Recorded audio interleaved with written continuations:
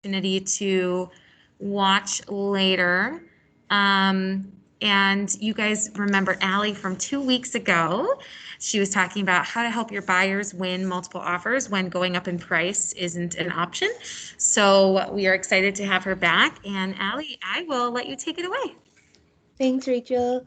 So last week when Rachel and I were talking, we started talking about like the different ways that we engage with our clients, and it's kind of like how I came up with the topic that I wanted to discuss with you guys today. And it's more about building bonds. As a new real estate agent, I think that the one thing that people kept kind of reiterating to me is that it's and how I run my business too is that it's not just about like that one deal.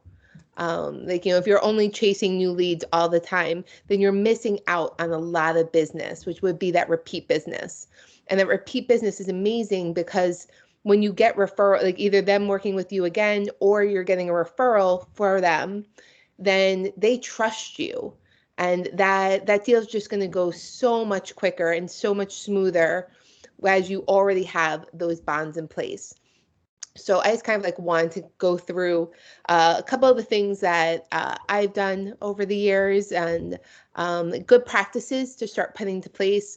We'll start with like the simple ones that take very little to no money, and then showing you how you could build up into different areas as well as your marketing budget gets a little bit bigger. Because I know, especially as a new agent starting out, like my budget was about this big for everything. So nothing I'm going to be telling you guys is going to be like the crazy big things to do, especially right now with COVID. Nobody's throwing big parties or happy hours where you might, spend a couple $100. So these are all going to be very budget conscious ways of building those bonds. And it happened organically. So I know I will not be the first to say this, and I will not be the last to tell you this, but making phone calls as opposed to just text and email do go a long way. This works especially in the process as tone and verbiage could sometimes get like mistaken when you're just, a quick text message or an email. A lot of times I tell my clients up front, I will ask them their preferred means of communication. A lot of people, especially younger buyers, will always tell me text, just text me. And that's completely fair for some things. Like our showing is confirmed for Tuesday at 5 p.m. Fine, text message. But when you actually get into the process, when you're talking about negotiations, when you're comparing properties, a lot of times it's better to have that phone call. So if my client sends me a question, a lot of times I take that as like, this is probably a great time to jump on a call with them. And I'll ask them like, hey, it's a great question. Do you have a second to chat? And I'll jump on that call with them to kind of like walk through the process because yes, I might be able to answer their question very quickly in like a little text message, but taking that phone call, you could actually pry a little bit more to make sure that they're fully understanding and then they feel better taken care of. That you took time out of your day to make sure that they were feeling really good about the process and how it's going. As you're finished the process with them, keeping in contact with them is extremely important. There's like some was it like 80% of people say that they would use their real estate agent again. They just don't remember them. And so that's crazy. Like you spend all of this time and all of this energy building a bond and working your butt off to help someone be successful, and then to not follow up with them after, you're leaving not only that business that they would have come back to you for in those coming years, but probably also the referrals, because people are always asking, like, they love talking about real estate. So like, oh, who helped you buy your house? Like, oh, they were great. I don't remember their name. So following up with phone calls is a great way of doing it, throughout. And again, costs basically nothing. You already have your cell phone plan. So I know like you will hear this time and time again. I'm a texter, so I fully understand like it's like a good way of like reaching out, but like even texting first and saying, hey, you have a second to chat? I just want to catch up. Or adding, if you could add some value, like, hey, I saw something really interesting about your neighborhood that I want to tell you about. Do you have a second? Like, so make sure like the phone calls add some sort of value either to their personal life or to real estate if you can. Um, Although a quick, hey, what's up? How are you? I guess any fun plans for the summer? Hopefully people can make plans this summer and, you could get back to some sort of normal conversation with people. Um, the second one, which again doesn't take a lot of money, is writing like thank you notes. It's something that I've come better and better at. I stopped doing it like when especially when someone give you a gift, of course, like you write them a thank you note. So like my thank you notes were very during specific times. Now you could write them after you go on a listing appointment. Have like a thank you note in your car, like already filled out, like dear Jane and Joe, thank you so much for taking the time to speak with me. It was great getting to see your home and, maybe reference something like during the meeting. Look forward to hearing from you, and pop it in the mail. Um, so much of our mail like that we get is either solicitation to get another credit card or a bill. Like, especially as an adult, like when I get like a card that I actually get excited over, I'm like, ooh, someone wrote me a card. Like, it's such a different thing, like, that we no longer do. And because we've become such electronic world where things are done in text message, where things are done in email, when you take that moment to actually sit down and write a card, it actually does mean a lot to the person receiving it. I'm sure like, the same thing like when you guys get like a birthday card or whatever the case might be, like it uplifts your day a little bit. So to get one like randomly, or not, maybe like it wouldn't be random to you, but like they're not expecting you to write a personal thank you card. It actually like shows that you took that extra step, that you cared enough to like take a moment and write something to them. And again, like as I said, like a little bit of money, but you could go on Amazon. These don't have to be crazy expensive. Go on Amazon, get some blank cards and stamps from your local post office. Get a book of them, and you just, as you're going through, you should be writing a few a week, like thanking people for coming to meet with you, thanking them for taking the time. It really will start affecting how people perceive you in a very positive manner. Has anyone started like writing thank you notes? Okay, well, it's a great thing to start. As you get like a little bit more, like I have like mine out that I don't know if they'll, I hope they show up like well in the camera, where like I printed mine out where I do have like my name and phone number and contact information on the bottom, and just like a city like skyline. It's like through Paper Source. They were not expensive, but at least that way, like when I'm writing it, I'm not putting my business card in there. I'm not putting, my anything really, usually, unless it's like about real estate, like thank you cards or catch up cards or birthday cards. I try to not put that much about real estate in there. Like, there's that, I know like, and Rachel has like, said, with social media, and I think it's kind of the same when you're reaching out to clients. It should be like about 80-20%, at least I feel, where like 20%, yes, you're reaching out to them about what's happening in their market. If prices are going up, like, hey, just wanted to let you know, prices are going up, or the interest rate's really low. If you guys bought a couple of years ago, now is a really great time to refinance. And it gives you that opportunity to add value to them. And then the other 80% should just be you reaching out.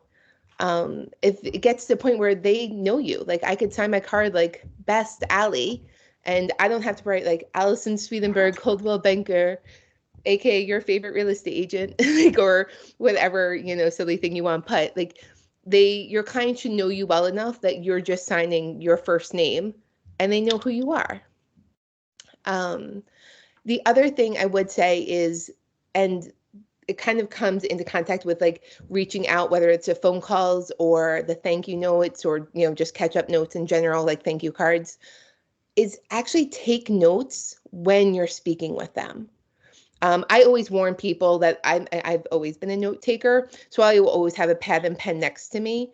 If they start like saying things, about their life, their family, things that are important to them, that are up and coming, like that their son has just got on the new travel baseball team and he has his first game, like those are things that are important to them that they're sharing.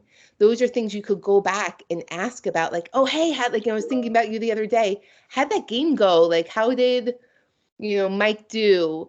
Um, and it just goes about like what is happening in their life. It's also great for remembering things like kids' names or dogs' names or pets' names in general. Like, I'm great with pet names. Like, I will always remember someone's dog's names, but sometimes I do forget their kids' names, especially when there's like a bunch of them. And as you get busier, and maybe it's been a while since you've seen them, you're like, oh, shoot, like, is it Christine or Christina? And like, you don't want to mess that up.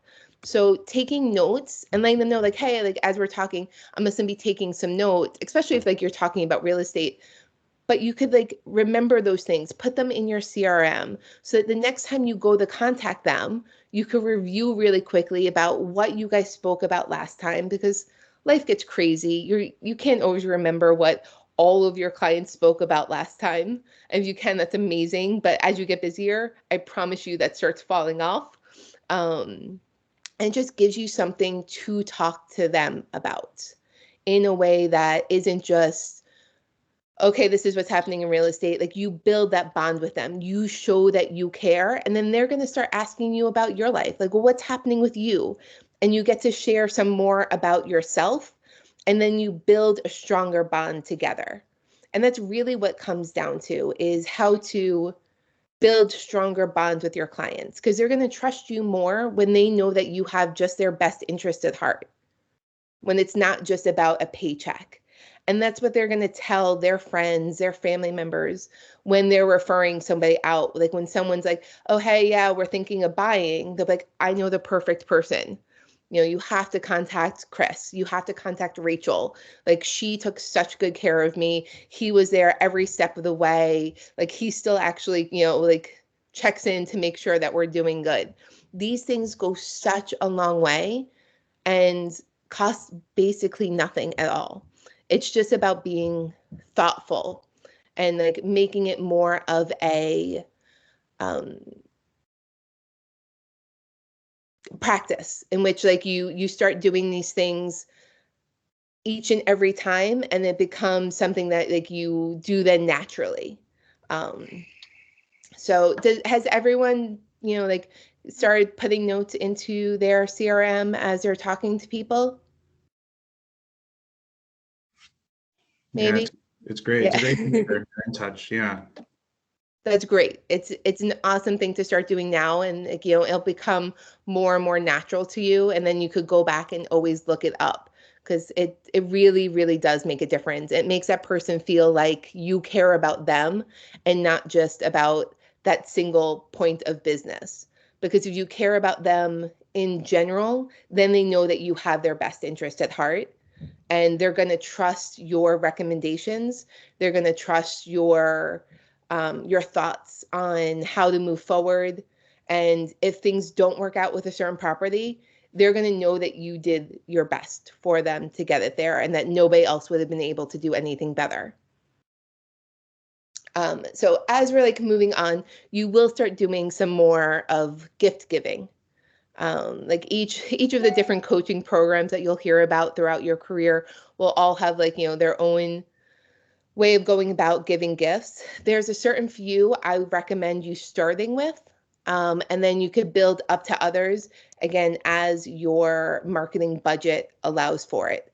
I think a closing gift is a must, or something that you should definitely, you're closing, you're at the table, you're, like, what better thing to do than to also give someone a gift? Like, they just spent a lot of money. You guys are done. It's a celebration. Um, and so I like to give something that lasts. So I don't usually give a bottle of champagne unless it's coupled with something else. I've seen like, other agents do like champagne. I think it's great, but that's something that they will do, use once, obviously, and then it goes away. I either like to do something if I know something, like I've caught something personally about them that I think they'll really love and I could personalize a gift. Those are my favorite. Like, anything that like your client might say um, that they collect. Like we all know that Rachel loves bunny rabbits. So if Rachel was my client and she mentioned like, oh, look at that, like bunnies, I collect them, I would have been going out looking for something, bunny related to give to her as her closing gift because it's something that would be very specific for her. Now, that is not always an easy thing to do. Some people are just a little bit harder to shop for, or they don't mention those things. For that, I do have some basics I go to. I love a good wooden cutting board, something that they could keep out on, their new island, like they're, in their kitchen, they're going to use over and over again. I could also then follow up with the oils that you use to protect the cutting board. I could follow up with Old Town Oil and Vinegar has amazing like little boxes that you could buy. So like, you could build on those things that you're giving them and kind of follow up with like follow-up gifts for like their anniversary of like the year that they bought. Or 2 years later. Like these are great things that you could then follow up with in the future, where it becomes more of you have like a list of places that you go to at a certain price point, depending on what the closing is. So, obviously your closing of a place that's 200,000 might not get as expensive a gift if it was like 1.2. So, you could have that list of different closing gifts that you go back to that are your go-tos if you can't find something that personally really works for that client.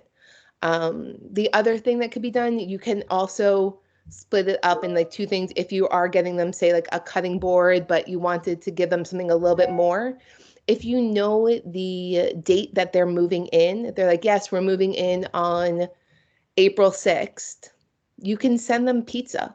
Like, especially if it's like, a family moving in with little kids, they've spent the entire day like moving boxes and trying to get settled in. They probably have not thought about dinner. And you could plan it ahead of time where you call like the local pizzeria or, whatever is around there. Just pizza tends to be on like the cheaper side and most people like it. And you could send them like that with, pizza, a salad, and like another entree. And it's an easy, thoughtful gift when when you're like, oh no, we have nothing for dinner, and then something shows up. It's again just showing that you're thinking ahead and taking care of them. So there's like different ways to go about it. You kind of have to figure out what works for you, what works for your clients. Each one's going to be different, but I like having that closing gift that lasts throughout the time that they'll keep using. The other thing is a referral gift. This is going to be a lot smaller. Like I usually do like a succulent, a small house plant, something that, you're looking in like that $5, $7 range. And I give it when I get the referral, not when the referral closed, not when like I even like made contact with the referral. The second like someone is like, hey, I sent your information over to my friend, Don, and here's his contact information. I will always I of course thank them in person, but I also write a thank you note, and I stop by like my local, flower shop, or I always try to support local businesses. Sometimes, like, yes, we go to big boxes as well, but if I could support a local business, especially in the neighborhood they're living in, where I could put the card of that then florist in there, help a local business out a little bit. I also then give them like a little, hey, thank you. I appreciate that you thought of me when you knew someone that was looking. It's again, one of those like things that does not cost a lot of money, but takes a moment and the person's thankful for it. So you could, maybe yours is not a plan. You could come up with whatever it is that you want to give that fits your personality better, or maybe that about that client that fits their personality better, and that's great. Like I've had clients that are like huge donut freaks, and so I will go to their favorite bakery and get them their favorite donut. And I know that would mean so much more to them than their, a little succulent plant. So make it personal if you can. If you can't, nobody's gonna say like, oh, that's like, the wrong way of going about it. A thank you is a thank you, and that's really sweet. But also know that like there is a bit of psychology about giving these gifts. And we're gonna go like more into like what you could do as you're growing into it. But when you give someone something, they want to give it back to you. They want to give something back to you. The same way when you smile. I know it's hard right now with masks in public, but the same way when you smile at someone, like passing on the street, like, hi, have a good day. They are usually like 90% of the time will most likely smile back. And they'll keep that smile on their face, and maybe they'll see somebody else and then that person smiles. It's the same thing with giving someone something, where if you give them something, they are going to want to say thank you. So either at the very least, they'll reach out to you to say thank you, which is a great time to like touch point with them. But in addition to that, they also want to give you back something because you're giving them something. It's human nature. So for them, if you train them, like my business is built a lot on referrals. If you ever know someone who's looking, I take care of all of my clients the same. I would, take them just as good care of them as I did you, or whatever your wording is for your little spiel to ask for referrals. As you're telling them that's the thing that you always want back, then as you're giving them a gift and they want to give you something back, they're going to keep you in their mind the next time they hear anyone talking about real estate. So it's a way of kind of like going full circle with it. Like, yes, you get to give them something, they get to feel good about it, but then you get something in return. They're also then, like, as I was saying, these I think are like basic gifts, as like you're closing any sort of deal or referral, that I think you should put into your repertoire, very quickly. Even if they're smaller things, like it doesn't have to be super expensive. As you're building your business, as you build your budget for marketing, you can expand how many gifts you're giving. And for each person, how quickly this happens will be, very much up to you. I then started doing quarterly gifts where I would reach out with different things like for what's happening in that season. So right now, here, I actually have all the stuff ready because this is my new quarter gift, and I figured I would share it with you guys. It's, spring, spring market, like spring is sprung. All I could think about was gardens. So especially a lot of my clients have either single family houses or ones that I know would like want window boxes for this. I decided to do like little garden kits. And so I know I probably could have done this a little bit cheaper if I had gone over to, looked more online for these things. I wound up going to Home Depot because I was in a little bit of a rush. So these probably cost me about $15 per person. Not huge, but I probably could have done it for like a little bit cheaper per person. And as you build and you have more and more clients, sometimes those little bits really do add up. What I got was like those little like peat pellets that, you start for like a little gardening project. I got like a package of herbs. So it comes with like 4 different herbs in there. I went to the dollar store and got like a little planter box to put it in to make it look pretty. And then I had some other things that were left over from other quarterly gifts that were like a big like cellophane bag, some tags with like a little burlap that I could tie around it. And in it, I put, just a sheet that says like growing together, and then the steps of planting their seeds into these pellets, and so that they could grow their own garden. So at the end of it, sorry, the cellophane's always like makes like a crinkly noise.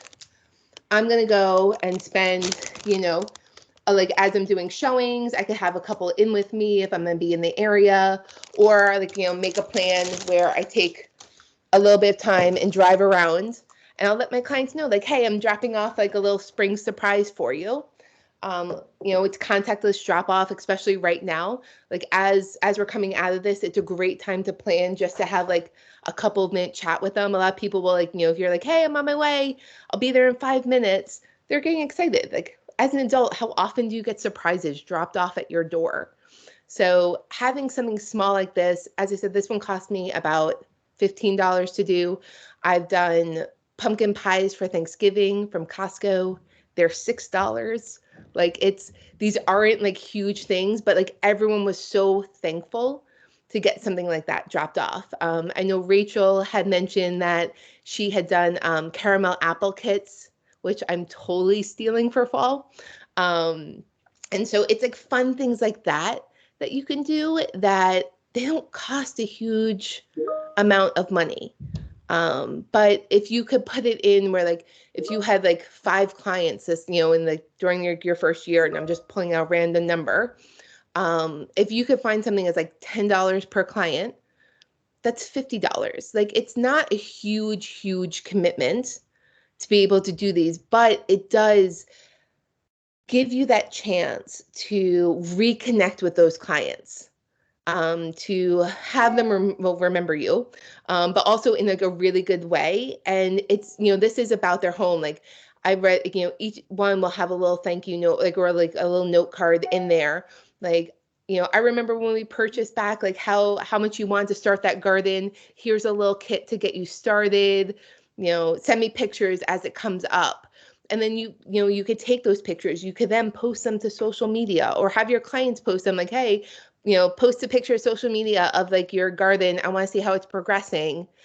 Tag me in it so I make sure I see it. And then you start that interaction where it goes from, electronic social media to also in person, where you can expand more and then more people see it like, oh, that's so cool that your agent dropped you off this sort of kit, like, a garden kit, a caramel apple kit, a pumpkin pie, wherever the case might be. Like, I did one that was like more like geared towards kids and them creating something, and people then posted, it was pumpkins for Halloween. And I did like a little painting kit and a little pumpkin, and dropped them off and asked them to send me pictures. What parent doesn't love sending a picture of what their kid created? So it was a great way of me interacting with my clients, and then also being able to then utilize that to build my social media further. It's something I'm still working on. I'm not great with social media yet. I'm really, really trying. And these are ways to kind of like almost like 2 birds, 1 stone, where you drop off the kit and then you still have that interaction with them even after the fact. There's the one thing I'm also now doing this year, I just started it this year, and I wish I would have started it sooner, is something small for their birthday, like a sweet treat. It doesn't have to be anything huge. I found, I'll share this website with you guys too. Someone had recommended to me, another agent had recommended it over. So let me share really quick. There we go. Oops.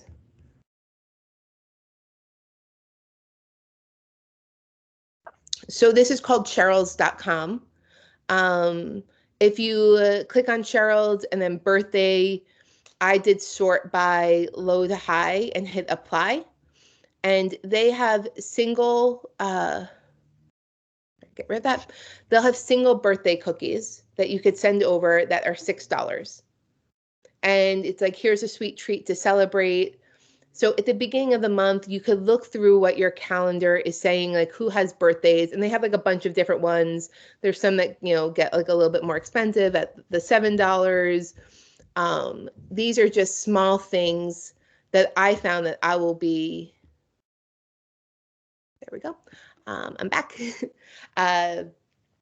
Like it's a small thing that I think could be really helpful. Again, it's a couple of dollars. So if you go on, through knowing your clients, they usually have to send like their ID. It's a great way of seeing what their birthday is. If not, if you connect with them on Facebook, a lot of times their information will be there, or you could simply just ask. which is another way of just like talking about like what's coming up. If they mention their birthday, their kids' birthdays, these are small things that you could integrate into your systems. And it's great ways of touching base with people over and over again, that again, don't cost a lot of money. Oops, sorry. There we go. Just kind of get myself back in order. The other thing I just started doing, and my clients really seem to like it, so I'll share with you guys, and is once my client's out of AI, like the second like I know like we're 100% out of AI, that I'm confident, like I know I could get this to the closing table. I have an amazing lender. I have an attorney that's on top of it. Like I know like we're going forward. I get them moving boxes, just a couple. Like again, order them online. You could do like, I make like a little kit and then like a moving box with some packaging tape and a Sharpie. And I dropped it off last time as I went to go pick up the second earnest money check from my client. And so I had like a little kit for her with like moving boxes, like, like, hey, we're out of AI. Like this is moving forward. I'm so excited for you. Like it is time to start packing. And like she just got the biggest smile on her face because right now it's only been paperwork. Right now it's only been emails and going back and forth with phone calls and text messages, that she's like, oh my goodness, like I'm moving. Like I'm buying a place. Like she was a renter and this is her first time purchasing. And just to see like that smile pop on her face where it helps them realize like this is going forward. Like you're buying a place. And it's something that they could totally use. I've seen other people do it where I want to do this. I've not done it yet, but I'll get like a stamp with like my name on it and like, like Coldwell Banker. And that way on the boxes, you could stamp the boxes if you wanted to. It's a way of like personalizing it a little bit. Or you could just get them a few, like, I think at Home Depot when I was buying there, like the boxes were medium size was $150 per box. The larger were $180. Get 4 or 5 of them. I think a packaging tape and a Sharpie. It was less than $10. Again, it's a way of just like adding like that value, adding something different. For the most part, everyone has the same tools. Like every agent, whether it's Coldwell Banker, for the most part, like I know like Coldwell Banker is amazing and we have some of the best tools out there. But a lot of the agents like you're gonna be up against might also be Coldwell Banker agents. And so it's not just about the things that you could do, the service that you provide, because at the bare minimum, a lot of people expect those things. Like they're expecting you to be on top of your game. They're expecting you to help them walk you through this process. So these are the things that you could do to go above and beyond to make sure that this isn't just your service, but it's about their experience as a whole. Does that make sense so far?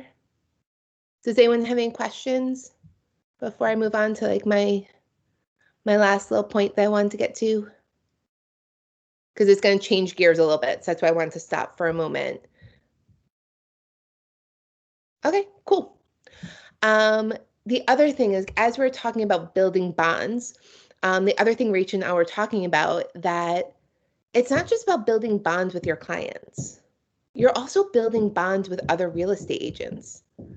Whether it's something like winning a multiple offer situation, which we didn't talk about last time, and we were both like, oh, shoot, like we forgot to add in that tidbit, is that when you're working with an agent, and you're able to like, things come up like in deals, like paperwork's late, someone else like, like a lender suddenly needed something. If you can help that other agent work through those hiccups that happen, those obstacles that come up, and you're like, don't worry, I'm on top of it. I'm getting this done. If you give that other agent updates, so they're always in the know, like, hey, just picked up the earnest money check and dropped it off at your office, you should be receiving an email soon, then they're not waiting for information to come to them. They know that like you're going to be on top of it. And when you're in that next multiple offer deal and your client is up against somebody else who they don't know, be like, they can very well, and I have looked at my clients, be like, I know that this agent will work through to get this deal to the closing table. So building bonds with other agents, you could also write them thank you notes at the end, like, thank you. It's been such a pleasure working with you. Hope to see you again on the next deal. But as you build that rapport with them and get to know them better, and it's gonna be agents on, they're newer coming up with you as well. Like help them out. Like if someone needs help with, covering a showing, covering an open house, as you get to know these other agents and as you treat them during those deals will really affect how your business grows in the future. Because yes, like, having a great personality and working through things might not trump $50,000 more over ask. Fair enough. But it does help you in situations in which you're up against somebody that maybe has a very similar offer to you, because then it becomes down to, as we had talked about last time, like writing that email to introduce your team. If this agent knows you, if this agent's like, no, this person, is a rock star. Last time, like they helped, they made sure that this got pushed through. They're on top of it. All of their paperwork was done correctly. They're thinking in their head, like, I know this person could get it done. At the end of the day, at a certain point after, like, yes, you're competing for clients, you're competing for listings, you're negotiating during the first process where, like, you're trying to get under contract. And then after that falls away, the craziest thing happens where you realize you're both working towards the same goal. You're both then working towards get this to the closing table. Whether, yes, they're on one side and you're on the other, but all you're doing is like wrangling the kittens to make sure you're all getting towards the same goal of getting this deal to the closing table. And the other agent has just as much at stake as you do. So in a certain sense, after all of that falls away, you guys are working on the same team, or maybe not the same team, but working towards that same goal of getting this deal to the closing table, because that's the only thing that's going to help both your clients, their clients, and then both of you to get paid, which at the end of the day is, we're not here for a charity. We're not doing this purely out of the goodness of our hearts. That's why we do volunteer work. Like, this is, at the end of the day, to make a paycheck. And there's a lot of different, people that come into play in these deals. There's attorneys and lawyers and appraisers and inspectors and all these cooks in the kitchen. If you build up rapport, if you build up bonds with other agents, if you treat them respectfully and help them through the process as well, because all of us are human, all of us make mistakes. And at some point, like, if someone makes a mistake when you're working on a deal, forgets some information, doesn't do something correctly, if you come back with them with like a little bit of an attitude, like, hey, you messed this up. Yes, sure, they made a mistake. It happens. But in the same sense, if then later on you do something that maybe was like a little bit of a, caused a hiccup, or maybe it wasn't even your fault, but from your side, something caused a hiccup, they're going to be more likely to react the same way you reacted to them. So if you helped them through it, they're going to be more likely to then help you through whatever new hiccup came up, because there are no smooth deals. Like, very rarely is there anything that comes up where everything goes 100% absolutely right from beginning to end, where everyone's on point and there's no emails or text messages missed, or anything that like doesn't all suddenly cause someone to go like, oh no, and like jump on their computer, answer that phone call, follow up with their lender. Like, things happen. And so make sure, like, as you're working with these agents, like, that whole like, golden rule is that you want to treat others how you want to be treated. And sometimes it really does mean, like, honestly realizing that we're all human, that things happen. And if you help them work through these hiccups, these obstacles that come up in your deals, then they are more likely to help you if something were to happen on your side. If not this time, then maybe the next time, because they're going to remember that you were there for them to get this deal closed. And so it's a great way of like, that's a free way of building bonds, is, treating people respectfully and professionally. A lot of people could get very emotional, in real estate. is emotional for a lot of people. They're selling their home. Maybe it's where they raise their kids. Or they're buying a new home and they're super stressed because they're spending a ton of money and it's their first time doing it. Or maybe it's not, but maybe they're downsizing for some reason or moving because of a job. Like, the buyers and sellers have more going on than just their purchase. They're having a huge life change. And so by maintaining that professionalism, by not somehow getting sucked into the craziness that could come along with like some of these buyers and sellers, and by making sure that as you move forward, this is always done in a professional manner where you're helping each other, where you're getting this deal to the closing table, where you're just making sure all your I's are dotted and T's are crossed, and you're doing it in a timely manner, where you're giving them updates. So when their clients ask what's happening, they already know and they don't have to then follow up with you. Like, these are all going to be ways of building bonds with other agents that will absolutely help you as you move forward.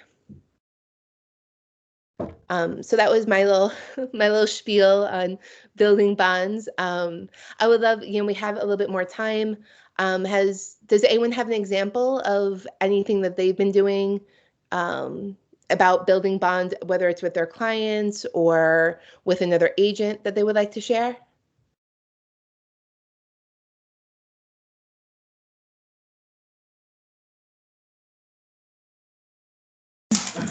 Did you say my name, Allison? Oh, I did not, but love Okay. to always have you back. I was just asking the other agents if they have any examples of the like different ways that they have been building bonds with their clients or other agents. Oh, that's a good question. Anybody want to unmute and chat?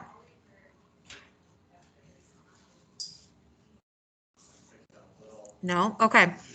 Well, real quick, I will speak to kind of what your last point was, Allie, and what Chris said in there, right? With the agents are kind of being a little testy right now. So, on your leadership team, we've been hearing so much of that from both sides, right? Like, it's crazy if you have buyers out there. Sometimes there's like 12 multiple offers already on it. If you're the listing agent, you can feel really overwhelmed with how many offers are coming in and everyone wants to talk. So don't forget about that golden rule that I've mentioned before of when you're working with clients and agents alike, ask them how they like to be communicated with. Ask them, like, are you a texter? Are you a phone caller? Are you an emailer? And I will respect and talk to you that way. And it tends to get you a lot further, especially with your fellow agent. Yeah, they're cranky right now. I don't know. It's not a fun place to be. Trust me, because I get those phone calls from you guys who are like, I tried to get into this property 12 times. This agent's not responding. Can you call them? So like, I totally get it. What I will say though, Allie is like right on the nose. Like, it's at the expense of your client and your reputation to be the person that is overreactive, right? At the end of the day, we're all just trying to get through this and make the deal happen. And if the other agent wants to be problematic, then let them be. Just don't fall into that trap for sure. And then Jose, how often? Oh, go ahead, Allie. Oh, no, please. I was just about to read it, but go ahead. Yeah, so Jose's saying, how often should one stay in touch with their client while searching for their new home? Allie, that's a great question for you because you're out there with your buyers. So I think it depends per client. There's no hard and fast rule. If places are moving quickly, so I'm in touch with my clients all the time because I'm also not like, I don't just look at the multi-listing system. MLS is great. It's great to set up the automated search, but I'm always looking at private listings. I'm reaching out to other agents through our exclusive looks, posting about what I'm looking for to try to see who has places that are coming up on the market. If I've seen if it's a condo, my client likes that area, you could reach out to agents if you've seen that they had they farm that area and you've seen their name on 4 of the listings. You could reach out to them and be like, hey, listen, I know you don't have anything for sale right now, but my client's looking for something really close to this. So I am always trying to, especially right now when there's such like so little inventory, I reach out as soon as I see anything, whether it's something from the MLS that I've sent them, whether it's a private listing that I want them to come and view right away, because these places are going so quickly that right now I'm in touch with my buyers almost daily for, like, and whether it's like, hey, like, I know you're busy at work, like, I'll send them the Zillow lead, like, to their phone if it's like on the MLS, like, hey, I was looking through, I saw this one popped up today, it's brand new, it's like checking all the boxes, we need to see it. Throw in the Zillow link so that they don't have to, so they could check it on their phone really quick and they don't have to find the email, like whatever can make it as easy as possible. Like, when are you available?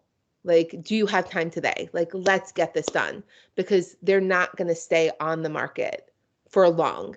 So right now, I would say all the time.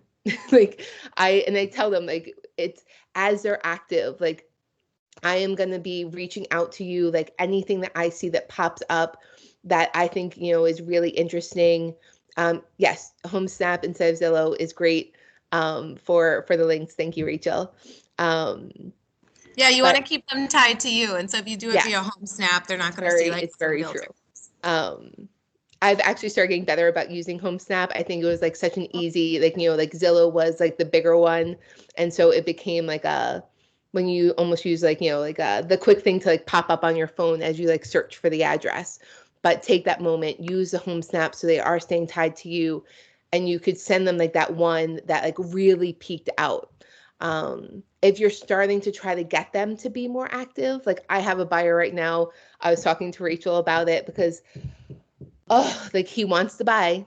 He tells me he wants to buy. I've gotten him pre-approved. So he's like met with the lender. He has all of his documents in, and I cannot get him to go see places. Like I've sent him pocket listings. I've looked through the listings that I've sent him on the MLS. Like he's not looking through them. I've picked out the best ones. I've sent him the links personally. Like, hey, check this one out on your lunch break. And it gets frustrating. Some you're like, I know you want to buy. I know you're capable of buying. Like, let's get this done. Like, let's get this started. So I did what Rachel recommended, was doing a pop buy. And he was one of the clients that I had met because he was a tenant in a rental. I was selling the property to another investor. So I was the listing agent. So I was dealing with the owner for the most part. And the owner was selling it as an investment property, as this tenant had a lease that was running through to the next year. And so it was a purely investment property. So he technically was not my client. And even though I asked all the agents for like that 24 hours notice, because it is tenant occupied, there were so many times in which I was like, I got messages like, hey, we're in the area. I could be there in an hour. Does that work? And, you want to get as many people in there as soon as possible. And so I would reach out to him, and, he was always so cool about it. So every time I would bring him, he said he liked chocolate donuts. So every time I made sure I took that 5 minutes to run to Stan's Donuts that was like 2 blocks away, pick him up his favorite donut and leave it to him as like a sweet treat. So for this client, when I couldn't get him to do anything else, Rachel's like, do a pop-by, bring him a small gift. You could bring a succulent. It's like, I'm bringing a donut, which is, I think, why I used that example earlier, because he was in the top part of my mind. And I went to like Stan's Donuts, got him his favorite. Like, it was like, like he loves chocolate, and that's fair. I'm a chocolate lover too. And it was in my notes that like he was a chocolate fan. And so I brought him a donut, like, hey, I'm going to be in the area, I have like a little treat for you. Are you going to be home? And he was like, yeah. So I went up, placed it by his door. I was able to stand back. I still, of course, had a mask on. So it was like a contactless drop off, but I was able to talk to him a little bit. And when he looked down and he saw that I got him his favorite donut, his eyes lit up and he's like, you remembered. He was like, oh my God, like, I can't believe you remembered. And he was super excited to get a donut. Like, it cost like what, $3-4? Like, it was basically not like, a few dollars. It would cost like the same as me buying myself a coffee or something. And one, it kind of made his day. But two, also, like, it helped him where he like, I was able to talk to him about the process. Like if your lease is ending, at the end of June, your closing is going to be like, by the time you go under contract to the time we get to the closing table is a minimum of 45 days for a mortgage. Like that's what we plan for. Sometimes it gets pushed back and you don't want to be moving at the same time that you're closing. You want to give yourself a buffer. So we're going to plan for like 60 days. So June and May are out, which means that we want to be under contract and start looking at like, we have to really start looking in April. Inventory is crazy low. Places are going really quickly. You might be in multiple offer deals where like you're losing out, like, like where we don't end up on top. Like it happens, and sometimes it takes 2 or 3 places, and that's okay. It's happening to everybody. And it really actually got him starting to pay more attention because I was able to do the timeline and show him why he needed to, ramp it up a little bit, light that fire. There. I was just reading your little comment.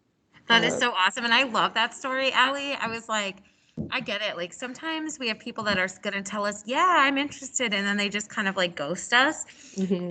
And you kind of start to feel like too salesy because I'm like texting and calling them all the time. And I don't want to be that person. So shaking them loose with a gift, a pop by. And if you can't pop by for some reason, like sending them an Amazon gift card or because those can be like via email, or something like that is a nice little gesture. And it doesn't have to be real. And because it's not real estate related, they're going to feel compelled to like, thank you, to reach back out, and it's going to trigger them again. So it's like sneakily beating them at their own game, but you're doing it with the best of intentions. So that's all that matters. Does anyone else have any questions in general about the market, building bonds? It doesn't have to be about what we talked about today. I just want to say thank you for all the information. I appreciate it. We're all newer here, and we all have a lot to contribute. And like I'm learning a lot. I like the closing gifts. I like your approach with the 80-20 rule. That's a really big one because we want to be cohesive in our marketing efforts and with prospecting, but it's got to be relatable too. You know what I mean? So I took the opportunity to just walk up and down where I live. I'm on Pulaski and Irving Park. So I just walked up and down Irving Park, and my wife and I go to these places all the time, and I just talked to the owners, and they were more than willing. And in a normal environment, I wouldn't ask for the owner. I would just eat there and go home, but they were more than willing. I find that local business owners are very passionate people. So they're more than willing to kind of like, if you go in there with, hey, like, as I meet people, I want to put you on my list of preferred places to go. Is that okay with you? And then you get to meet someone, and they're more than willing to do it. So I'm excited. So thank you for everything. No, Awesome. that's awesome. I love that you're going to like your local businesses. I also I asked them like, hey, I'm gonna post about this on social media. And again, it's something I'm like ramping up towards. And so as you're talking, I'm like, take the seconds, take a snap of the the food or like a little video of the place, post on your social media. You could tag them so then anyone who's then looking at their page on social media, your post is going to come up too.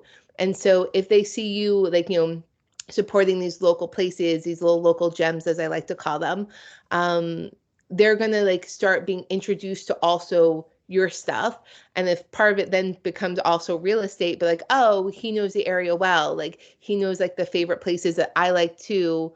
And whether it's in one neighborhood or another that you happen to travel to, and you're using them as also a platform. So you raise them up a little bit and give them a little bit of props online. And then in turn, because you're tagging them, people that are looking for them might also then get introduced to you.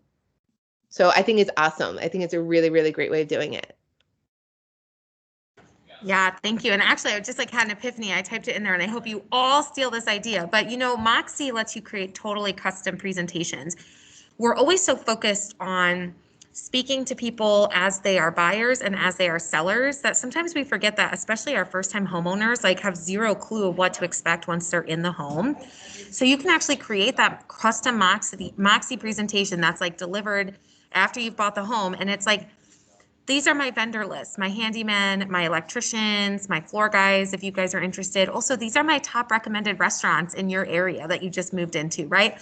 And for you guys, you can even create like custom sites where it's like, this is my Albany Park page, my Lincoln Square page, my Roscoe Village page. And so you can just kind of cobble it together based on where this is the number to People's Gas. This is the number to ComEd. This is your alderman in this area. And this is where their office is. Like, creating something like that, I think, is so powerful because that's something they're going to save in their inbox forever. And it's branded to you. It's got all your contact information. And if you want to give them actually a handout, those are all printable and you can bind them. So that's another thing too. If you want that to be part of your closing gift, like, hey, now that you're in, here's your home ownership Bible, basically. That also includes places to eat, places like the parks, dog. I know you have a dog, here are the dog parks in the area, whatever it is. Those are just those added things that don't cost any money, frankly, because we'll bind it for you at the office, right? They don't cost any money, and it's going that extra mile for those clients. I think I saw that on InfoSparks too, like where it talks about like ComEd, your alderman, your precinct, and Yep. It's super easy to find that information. You just kind of copy and paste it. I used to do that for all my clients because they don't know. Yeah, you know what I mean? Like, they don't know what they're doing. No offense to them, but especially if they've been renting and now they're in a single family home. Do they know that they have to shovel? Do they know that they'll get fined if they don't cut their grass and it grows above a certain inch? Like, you'll get fined in Chicago if your grass goes and you don't take care of it. So these are all things that, like, we think that it's like people know and they don't. And it doesn't mean that they're not smart, okay? It just is like, until you have to do it yourself. Like, the first time I bought the first condo I ever bought, even though I was already in the business, I totally forgot about closing costs. Like, totally, just like, shoot, just went out of my brain. And I literally am a realtor and I advise my clients on closing costs. And so I get like the numbers and I was like, what the hell is this? What is this extra couple $1,000s? Nobody told me about this. And then I was like, oh, you're just really dumb, because that's like what you should have known. So people forget, and it's nice to be the one that's reminding them in a way that doesn't make them feel silly for asking. Awesome. Well, we are just after 2:00. Thank you so much to Allie again for dropping knowledge on us. And Allie is going to be a frequent flyer in our New to the Business peer group, as well as our Coaching to Confidence is coming up. So definitely reach out to Allie if you guys have any questions. She's an excellent resource. And thank you for put my cell phone number in the chat again, just in case. Text message is usually the easiest way to get a hold of me. If you guys have any questions in general, or just want like a sounding board, feel free to always reach out. Awesome. Well, thank you so much. You guys have a wonderful